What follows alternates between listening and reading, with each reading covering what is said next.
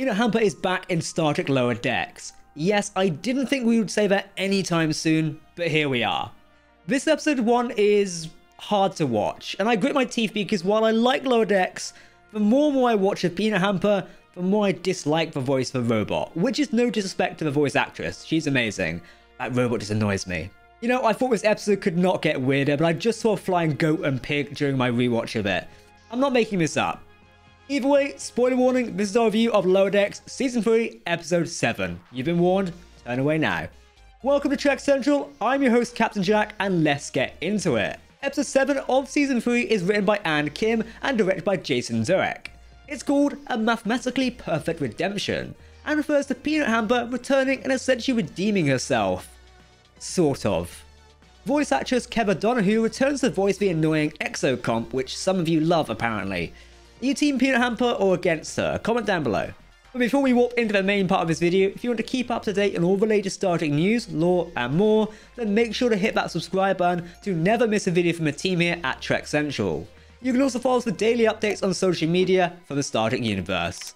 But as always, please let us know your thoughts in the comment section below, because if you're talking about Star Trek, we want to hear about it. Okay? Engage. Can we appreciate this episode opens up with a previously on Lower Decks? This is the first time we've had something like this on the series, I think. Either way, it's a flashback sequence to the end of Season 1, Episode 10, which is quite a while ago now. Obviously in this, Peanut Hamper abandons the USS Ritos during a battle with the Packleds. Very honourable. The episode also opens without the usual intro sequence to the series, therefore also marking the first time we've not had that in an episode, I think. I can't remember every episode, I'm sorry. It does make sense and enhances the story we're dealing with. Essentially, I could sum up this entire episode of Lower Decks by saying, hot bird men. I mean, what the fuck was that scene between Peanut Hamper and the bird under the waterfall? I mean, come on now. Oh, how I long for the touch of your nozzle. Be a Star Trek YouTuber, they said. You'll discuss serious and thought-provoking topics, they said. I'm joking, of course. It was a funny moment for the series, but generally had me wondering what was going on and how the show has been allowed to go there. This is Lower Decks, though. I did like the reaction to certain elements of the bird people. An example of this is when Rodar is flying with Peanut Hamper and decides to sing. Sing. Her reaction to his rather loud bird song is perfect. You know, sometimes birds are annoying. Like, come on. In hindsight, they should have made the whole planet pigeons while writing this movie. That would have been funny. It would have been a weird one, but also kind of funny. See, now I'm going crazy talking about birds in a Star Trek episode. The hell is this coming to? The species of a bird is actually called the Aurari. Aerol. I don't know. Look, they had this discussion in the whole episode. I don't know how to pronounce it. I don't care. Areolas? Areola, it's a pre-warp civilization? So now she's in distress and breaking the Prime Directive. Mr. Boimler, set a course for Areolas, maximum warp. It turns out they were actually a spacefaring civilization themselves at one point. It sort of reminds you of a Baku in Star Trek Insurrection. While they used to travel the stars, they eventually settled and the descendants never went near the powerful technology. It's a very core Star Trek trope here, and one we've seen many times throughout many different series. Oh, can we appreciate that this episode invites back J.D. Hertzler as a Drukmani captain?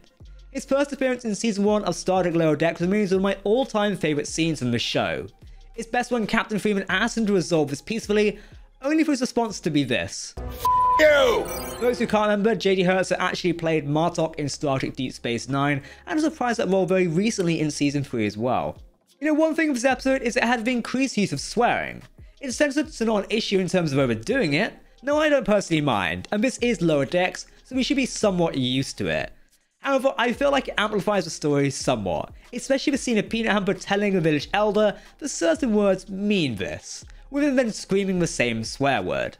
Peanut Hamper also mentions the city of Freecloud. For those who don't know, we've actually been to the city in Star Trek Picard Season 1.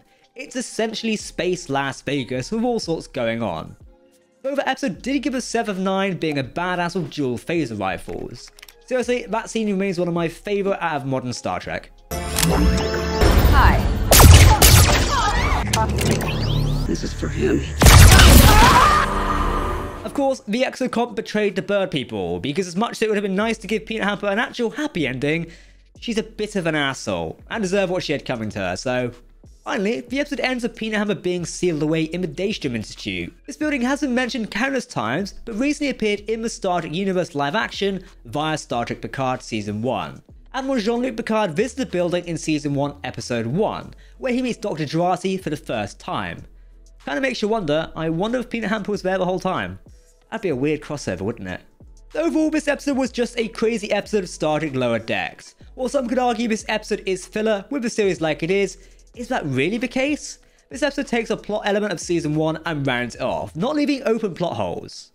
Many did ask for a return of Peanut Hamper and what happened to the exocomp. I mean, we even get a cameo of Jeffrey Combs as Argomunus at the end. Argomunus? Whatever. Looking at the future, might we see some sort of prison break? Surely storing all these evil computers and robotic life forms in the same place is not the best way to go about things right now. Someone in the Trek Central Discord server compared this to an Arkham-style breakout. Who's playing Batman?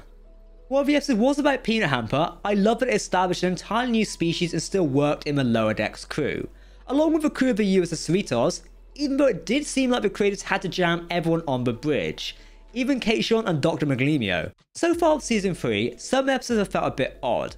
Almost like Lower Decks has not been pushing the boundaries that it is known to push. While I personally find Peanut Hamper annoying as a character, I think this episode ultimately pushes a bow out in terms of storytelling and what it can get away with. Some have compared it to the Next Generation episode of Thine Own Self, if Commander Data did not lose his memory and turned out to be a total asshole the whole time.